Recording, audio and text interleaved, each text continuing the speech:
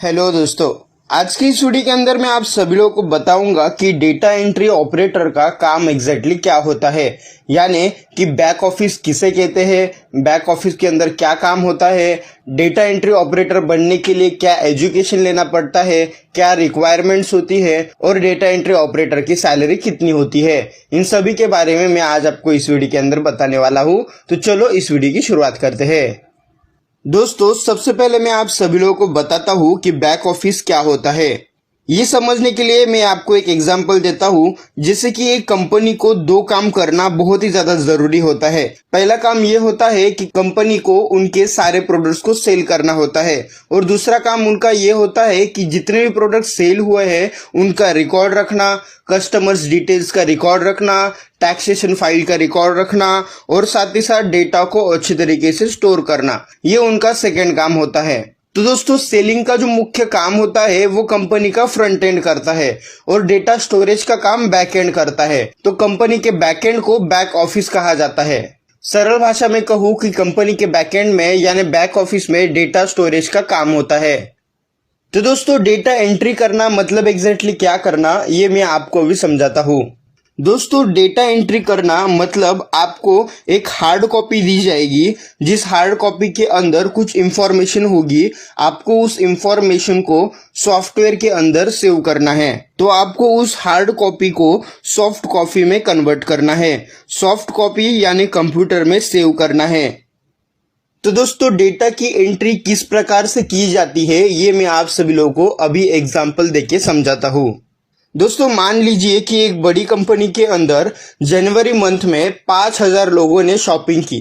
तो दोस्तों, कंपनी के पास 5,000 लोगों का डेटा है, यानी कस्टमर का नाम है, कस्टमर का नंबर है, कस्टमर का एड्रेस है, कस्टमर का बिल नंबर है एंड कस्टमर का बिल अमाउंट है। तो ये उनके पास एक पेपर के ऊपर सारा डेटा है, जिसको आपको एक्सेल शीट के अंदर एंटर करना है। मतलब आपको हार्ड कॉपी से सॉफ्ट कॉपी में डेटा को एंटर करना है। तो वो कैसे करना है आइए मैं आपको भी बताता हूँ। तो लो दोस्तों, हम लोग आ चुके हैं एक्सेल के अंदर। अभी इस एक्सेल शीट के अंदर हम लोग डेटा को स्टोर करेंगे। तो सबसे पहले आपको एक्सेल का नॉलेज होना चाहिए। तो डेटा को स्टोर करने के लिए हम लोग सबसे पहले डेटा का नाम लिखेंगे। डेटा का नाम था कि जनवरी सेल रिपोर्ट, ठीक है। तो इस तरह से मैंने इस डेटा को नाम दिया। अभी हमारे पास क्या क्या डेटा है, कस्टमर का नाम है, नंबर है, एड्रेस है, कस्टमर बिल अमाउंट है और कस्टमर का बिल नंबर है। तो वो हम लोग किस तरह से लिखेंगे? सबसे पहले तो हम लोग इस एक्सेल शीट के अंदर सीरियल नंबर ऐड करेंगे। फिर बाद में हम लोग कस्टमर का नाम, कस्टमर का एड्रेस, कस्टमर की डिटेल सब लोग यहाँ पर हम लोग कॉलम वाइज लिखते जाएंगे। तो लो दोस्तों, यहाँ पर मैं अभी कस्टमर की सारी डिटेल्स लिख रहा हूँ। जिस तरीके से हार्ड कॉपी के अंदर डेटा है उस तरीके से दोस्तों आपको यहाँ पर कॉलम्स बनाने हैं, ताकि आप डेटा को स्टोर कर सकें। तो सब डेटा लिखने के बाद हम लोग सीरियल नंबर लिखेंगे, जैसे 1 2 3 4 ऐसा कितने नंबर तक, 5,000 नंबर तक, क्योंकि 5,000 नंबर का डेटा है हमारे पास। 5,000 लोगों को प्रोडक्ट सेल हो गए हैं जनवरी मंथ में, ठीक है। तो हम लोग इस तरह से 5,000 नंबर लिखेंगे। फिर कस्टमर का नाम, कस्टमर का सब डेटा जो भी हमारे पास अवेलेबल होगा उस तरीके से हम लोग यहाँ पर एंटर करते जाएंगे। जैसे कि हमारे पास कस्टमर का डेटा है अमर गुप्ता का एड्रेस XYZ है, अमर गुप्ता का नंबर ये है, अमर गुप्ता का जो बिल अमाउंट है वो 11,000 है, साथ ही साथ उसका बिल नंबर ये है। तो इसी तरह से दोस्तों हम लोग लोगों का सब डेटा इस एक्सेल शीट के अंदर एंटर करेंगे। तो इसी को दोस्तों हम लोग कहते हैं डेटा एंट्री करना।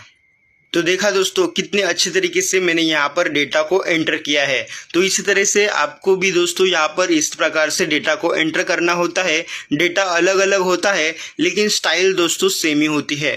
तो दोस्तों आपको डेटा को थोड़ा अट्रैक्टिव लुक भी देना होता है, जिसके लिए हम लोग यहाँ पर कलरिंग का काम करेंगे थोड़ा बहुत। तो इस तरीके से दोस्तों डेटा को सही प्रकार से एंटर करना होता है। तो दोस्तों, अभी हम लोग जानते हैं कि डेटा एंट्री ऑपरेटर बनने के लिए क्या एजुकेशन लगता है।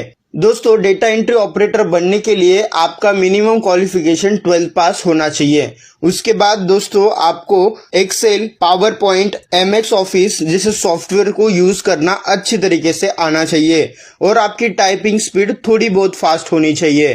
तो ये होती है रिक्वायरमेंट दोस्तों एक डेटा ऑपरेटर बनने के लिए।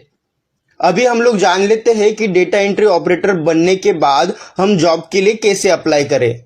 दोस्तों बैक ऑफिस में काम करने के लिए आपको कंपनीज में जाना है, जैसे कि बैंक्स हो गई, किसी कंपनी का बड़ा ऑफिस हो गया, कॉल सेंटर हो गया या फिर नॉर्मल ऑफिस हो गया। वहां पर जाकर आपको अपना रिज्यूमे डालना है और आपको कहीं ना कहीं से 100% फोन आ जाएगा। अदरवाइज आप दोस्तों डेटा एंट्री ऑपरेटर के लिए ऑनलाइन भी अप्लाई कर सकते हो।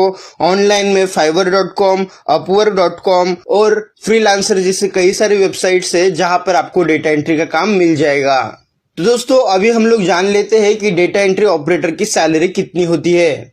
दोस्तों एक अच्छे डेटा एंट्री ऑपरेटर की सैलरी 15,000 रुपए से लेके 20,000 रुपीज के बीच में होती है। फिर बाद में जैसे जैसे आप कंपनी के ओल्ड एम्प्लॉयज होते जाते हो वैसे वैसे आपका पोस्ट भी चेंज होता है और आपकी सैलरी भी चेंज होती है।